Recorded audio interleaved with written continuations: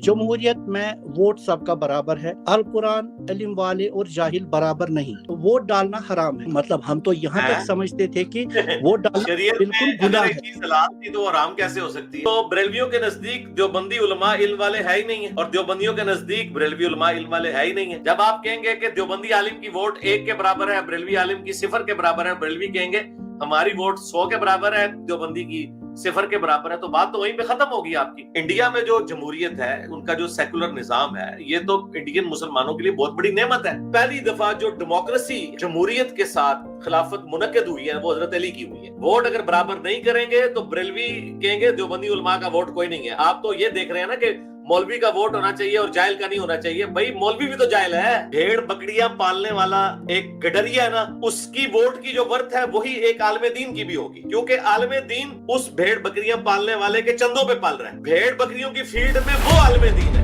Next Ali भाई हमारे साथ हिलाल अहमद वानी भाई हैं जी। अस्सलाम वालेकुम वानी भाई, अपना कैमरा ऑन करें और माइक अनम्यूट करें। अस्सलाम वालेकुम। वालेकुम सलाम। अस्सलाम वालेकुम। वालेकुम सलाम। जी वालेकुम सलाम। जी अस्सलाम वालेकुम। जी अली भाई आप ठीक हो? खैरियत से? मैं इंडिया कश्मीर हूँ। जी अपना सवाल करें हिलाल भाई। पहले तो मैं बहुत खुश हूँ, आज पहली बार आपसे रूबरू जो है ये मतलब वीडियो कॉल लाइव से आपकी से मुलाकात हुई है। बहुत ही शुक्रगुजार हूँ। कुछ बयान करना चाहता हूँ, मेहरबानी करके आप सुनिएगा प्लीज़। मेरी जो ज़ाती राय है, जो फ़िरकावारियत के ख़िलाफ़ आपकी जो दिली राना मौक़ूफ़ और मुसलमानों के दरमियान इत्तेहाद, इफ़ाम और तफ़हीम को फ़रोग़ देने के लिए आपके गैर मुतज़लज़ल अज़्म के लिए तहे दिल से मैं मशकूर हूँ। मुख्तलिफ़ फ़िरक़ों के दरमियान खलीज को ख़त्म करने और शमूलियत व एहतराम के कल्चर को फ़रोग़ देने के लिए आपकी कोशिशें वाकई काबिल एहतराम है। अल्लाह आपके इत्तेहाद की वजह से आपकी लगन का अजर दे। मैं कुछ बयान करना चाहता हूँ, उसके बाद आपका जो है मैं आखिर में आप सवाल पूछूंगा। जमहूरियत बमुकाबला इस्लाम। जमहूरियत में वोट सबका बराबर है। अल कुरान इल्म वाले और जाहिल बराबर नहीं। सूरतुल ज़ुमर आयत नंबर 9। जमहूरियत हाकिमियत अवाम की। अल कुरान हाकिमियत अल्लाह की। सूरतुल इनाम आयत नंबर 57। जमहूरियत हक का मियार अक्सरियत है। अल कुरान अक्सरियत भटके हुए लोगों की। इनाम 116। जमहूरियत कोई भी हाकिम बन सकता है। ये सारी बातें भाई मुझे पता है जो आप पढ़ रहे हैं, आप सवाल करें। ये सारी बातें मुझे पता है। अल कुरान हाकिम बनने के लिए वो लोग अहल हैं जो अल्लाह की राह में जिहाद करते हैं। सूरतुल हज।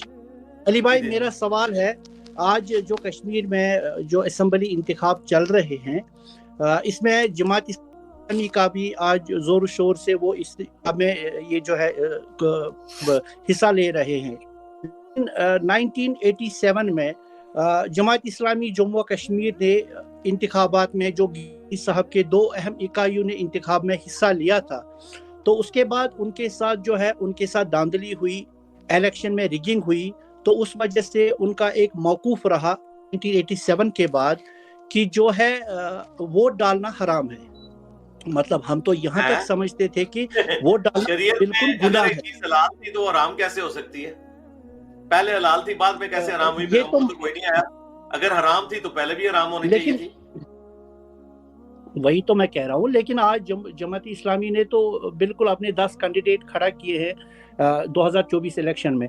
अब मैं मतलब आपका जो वीडियो देख रहा था, इससे पहले आपको किसी ने क्वेश्चन में पूछा था कि आपने कहा था कि पाकिस्तान में भी जो है जमात इस्लामी 77 से पहले नहीं ले रही थी इलेक्शन में हिस्सा, लेकिन अब वो आ रही है।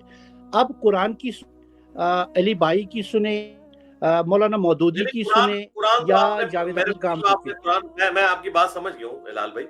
पहली बात ये, जो आपने कुरान पढ़ा है ना, कुरान से किसको इनकार है? लेकिन कुरान की इन आयात का जवाब आपके पास भी मौजूद नहीं होगा। आपने पहले जो आयत पढ़ी, जिसका तर्जुमा पढ़ा आपने, सूरह अज़्ज़ुमर की आयत नंबर 9, कुल हल यस्तविल्लज़ीना यअलमून वल्लज़ीना ला यअलमून इन्नमा यतज़क्करु उलुल अलबाब। भला इल्म वाले और बगैर इल्म वाले बराबर हो सकते हैं? नसीहत तो नहीं हासिल करते मगर अक्ल वाले। तो अब मुझे बताएं, इसके तहत क्या बरेलवी उलमा जो बंदी उलमा को इल्म वाला मानते हैं? वो तो कहते हैं गुस्ताखे रसूल है। हाँ, تو اس کا مطلب یہ ہے کہ پریکٹیکلی تو بریلویوں کے نزدیک دیوبندی علماء علم والے ہے ہی نہیں ہیں، اور دیوبندیوں کے نزدیک بریلوی علماء علم والے ہے ہی نہیں ہیں. تو اس کا تو مطلب ہے یہ بات ختم ہی ہوگی. پھر وہ علم والے کون سے ہوں گے؟ کیونکہ یہ تو ایک دوسرے کو نہیں مانتے.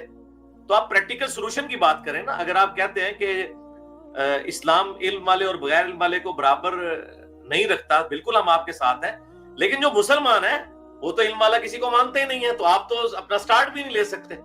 جب آپ کہیں گے کہ دیوبندی عالم کی ووٹ 1 کے برابر ہے، بریلوی عالم کی 0 کے برابر ہے، بریلوی کہیں گے ہماری ووٹ 100 کے برابر ہے، دیوبندی کی 0 کے برابر ہے، تو بات تو وہیں پہ ختم ہوگی آپ کی. آپ کے پاس کوئی پریکٹیکل سولوشن نہیں ہے. لہٰذا جمہوریت جو اسلامک ڈیموکریسی ہے وہی خلافت راشدہ کی ماڈرن فارم ہے. خلافت راشدہ اور جمہوریت میں کوئی فرق نہیں ہے. جس جمہوریت کا ذکر آپ لوگ کر رہے ہیں نا، اس کو ہم بھی کفر مانتے ہیں، لیکن ہم اس جمہوریت کو مانتے ہی نہیں ہیں. ہم جمہوریت مانتے ہیں جو نبی علیہ السلام بھی جمہور صحابہ کے فیصلے کے مطابق چلتے تھے. اکثریت کی رائے کیا ہے، ہم اس جمہوریت کو مانتے ہیں. ہم اس جمہوریت کو نہیں مانتے جس میں حلال اور حرام کا فیصلہ کثرت رائے سے ہو. حلال اور حرام کا فیصلہ قرآن و سنت کریں گے، لیکن حلال کا فیصلہ جمہوریت ہی کرے گی. یہ جمہوریت بتائے گی کہ جھنڈے کا کلر کیا ہوگا. قرآن و سنت میں تو نہیں آیا کہ مسلمانوں کے جھنڈے کا کلر کیا ہوگا.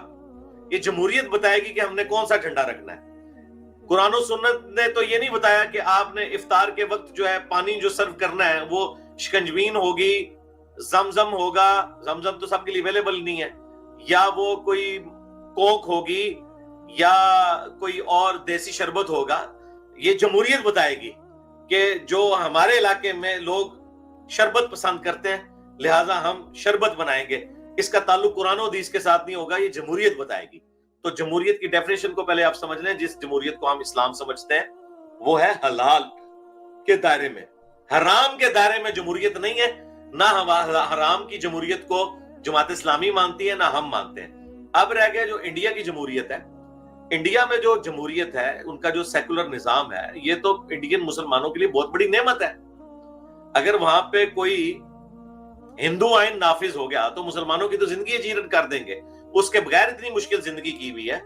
تو سیکولر جو انڈیا کا آئین ہے یہ مسلمانوں کے لیے نعمت ہے کہ انہیں یہ آزادی ہے کہ وہ اپنے جو قرآن و سنت کے دلائل کی روشنی میں جو اپنے آئلی قوانین ہیں ان کو وہ اس طریقے سے لے کے چل سکتے ہیں. اس لیے میں نے کہا تھا کہ آپ وہاں کی پالیٹکس میں حصہ لیں تاکہ آپ کی ورتھ ہو، آپ اسمبلی میں اپنی آواز رکھیں. دیکھیں آج اس وقت سب سے توانا آواز مسلمانوں کے حق میں اگر کوئی ہوتی ہے نا انڈیا کی اسمبلی میں تو وہ کانگریس کے ان مسلمان لیڈرز کی ہوتی ہے جو کانگریس کے ٹکٹ سے منتخب ہو کے وہاں بیٹھے ہوئے ہیں. باقیوں کی تو کوئی اوقات نہیں ہے. سوشل میڈیا پہ چند گالیاں نکال لینا یا 4 بینر اٹھا لینا، اس سے کیا فرق پڑتا ہے. لیکن جب کانگریس کا ایک ممبر پارلیمنٹ میں کھڑے ہو کے مسلمانوں کے حق کے لیے آواز بلند کرتا ہے وہ پوری دنیا سنتی ہے. میری تو خواہش ہے جماعت اسلامی کے بھی پارلیمنٹیرین بیٹھے ہونے چاہیے پارلیمنٹ میں. جب وہ بات کرے مسلمانوں کے حق کے لیے پوری دنیا میں سنی جائے، کیونکہ اس ماڈرن ورلڈ میں بات اسی طریقے سے پہنچائی جاتی ہے. باقی یہ ساری تھیوریٹیکل باتیں ہیں یہ والی کہ جی ہم جو ہے وہ اس طریقے سے کوئی بندوق کے زور کے اوپر کوئی انقلاب لیں گے. میرے بھائی اب اس طرح انقلاب نہیں آنے کے. اب سیکنڈ ورلڈ وار کے بعد امپائرز دنیا سے ختم ہو چکی ہیں، یہ ایرا بدل چکا ہے. جس طرح اب گھوڑوں اور گدھوں کے اوپر کوئی حج کرنے نہیں جاتا، بوئنگ جہاز پہ آپ کو جانا پڑے گا یا آپ بحری جہاز کے ذریعے جائیں گے، وہ بھی کم ہو چکا ہے. یا مستقبل میں کبھی انڈیا پاکستان اور ایران سے ٹرکی سے ٹرین چل پڑی، کوئی بلٹ ٹرین، تو اس پہ جا سکتے ہیں. اب یہ پرانی باتیں ہو گئی ہیں کہ جی گدھوں پہ لوگ حج پہ جایا کرتے تھے. بھائی ماڈرن ورلڈ میں یہ چیزیں وقت کے ساتھ چینج ہو چکی ہیں. اب کنٹریز بن چکے ہیں اور UN بن چکی ہے. اب ہم نے اس پریزنٹ ورلڈ میں دیکھنا ہے کہ مسلمان اپنے پولیٹیکل ایشوز کو کس طریقے سے لے کے چل سکتے ہیں. اور یہ تمام کی تمام چیزیں کوئی خلافت کے خلاف نہیں ہے. ذہن میں رکھیے گا خلافت 4 خلیفہ ہے نا جو ہم مانتے ہیں، چاروں کا انتخاب ڈیفرنٹ طریقے سے ہوا ہے. اگر اسلام نے کوئی ایک پولیٹیکل سسٹم دیا ہوتا نا، ایک پولیٹیکل سسٹم، تو چاروں ایک ہی طریقے سے منتخب ہوتے ہیں. حضرت ابوبکر کیسے منتخب ہوئے ہیں سقیفہ بنی ساعدہ میں، وہ آپ کو بھی پتا ہے، صحیح بخاری مسلم میں آیا ہے. حضرت عمر کا خطبہ ہے کہ ابوبکر کی خلافت کو کوئی مستقبل کے لیے دلیل نہ بنائے، اس طریقے سے خلیفہ نہیں چنا جانا چاہیے. لیکن اس وقت حالات ایسے ہو گئے تھے کہ مجبوراً ہمیں یہ کرنا پڑا. لے جی حضرت عمر نے خود مان لیا کہ حضرت ابوبکر کی خلافت جس طریقے سے منتخب ہوئی ہے ایسے نہیں ہونی چاہیے تھی. اور پھر حضرت عمر نے کہا مسلمانوں کے مشورے سے خلیفہ منتخب ہونا چاہیے. اس کے بعد حضرت عمر کی کیسے ہوئی؟ مسلمانوں کے مشورے سے، لیکن وہ مشورہ بھی ایسا ہوا کہ حضرت ابوبکر کو انہوں نے اپنی مرضی سپرد کر دی، مسلمانوں نے، قبیلوں کے سرداروں نے، کہ آپ ہمارے خیر خواہ ہیں، آپ جس کو منتخب کر دیں۔ تو پھر حضرت ابوبکر نے حضرت عمر کا نام پیش کر دیا۔ اس کے بعد پھر لوگوں نے مخالفت شروع کر دی۔ حضرت ابوبکر نے کہا ابھی تو تم کہہ رہے تھے میں تمہارا خیر خواہ ہوں، اب میں نے ایک بندہ چنا ہے تو تم اس کی مخالفت کر رہے ہو۔ ان کا یہ بڑے سخت مزاج ہے، انہوں نے کہا اس کی سختی اس لیے تھی کہ میں نرم تھا، جب یہ خود خلافت کی ذمہ داری سنبھالے گا تو تم دیکھو گے اس میں تبدیلی آئے گی، اور لوگوں نے دیکھا ہے پھر آپ میں تبدیلی آئی ہے۔ اچھا، پھر حضرت عثمان کس طرح منتخب ہوئے؟ وہ بالکل ڈیفرنٹ طریقہ۔ حضرت عمر نے وفات سے پہلے 6 رکنی کمیٹی بنا دی اور کہا ان میں سے کسی ایک کو چن لینا، ٹھیک ہے، اور وہ پھر 3 دن تک مشورے ہوتے رہے اور سیدنا عثمان کو چنا گیا۔ اچھا، جب حضرت علی کی باری آئی تو ان تینوں میں سے کوئی طریقہ اڈاپٹ نہیں ہوا، بلکہ سب لوگ اکٹھے ہو کے جو حضرت عثمان کے مخالفین تھے انہوں نے بھی کہا کہ حضرت علی وہ شخصیت ہے، ان کے علاوہ ہم کسی کو خلیفہ ایکسیپٹ نہیں کریں گے کیونکہ ان کے کریکٹر کے اوپر ہمیں بھی اعتماد ہے۔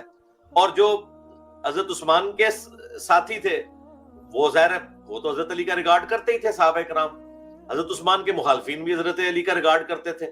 پھر بھی حضرت علی نے خلافت قبول نہیں کی۔ آپ مسجد نبوی میں آئے اور آپ نے آ کے کہا کہ آج جس نے میری مخالفت کرنی ہے کر لو، ٹھیک ہے، میں تو چاہتا نہیں ہوں کہ میں اس خلافت کو اپنے کندھوں پہ اٹھاؤں، کیونکہ جو حضرت عثمان کے گورنروں نے سیاسی نظام کی تباہی کرنی تھی وہ کر دی ہے، ٹھیک ہے، جس کی وجہ سے حضرت عثمان بھی شہید ہوئے ہیں۔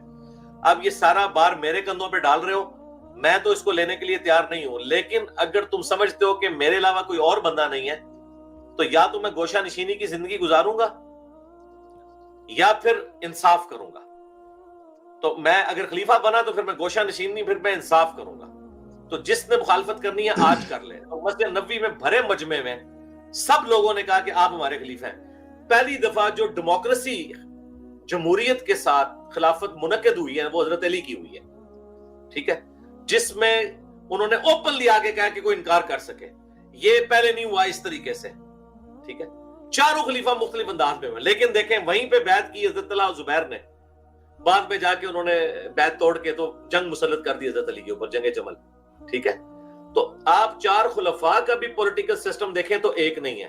اب یہ جو لوگ آگے خلافت کے اوپر اور اس طریقے سے اسلامک سسٹم کے اوپر بات کر رہے ہیں، انہیں بالکل دین کے لیے بے نہیں پتا، انہیں صحابہ کرام کی پوری ہسٹری نہیں پتا، نہ انہوں نے بخاری مسلم پڑھی ہوئی ہے، اس لیے بیچارے آگے سطحی باتیں کر کے چلے جاتے ہیں۔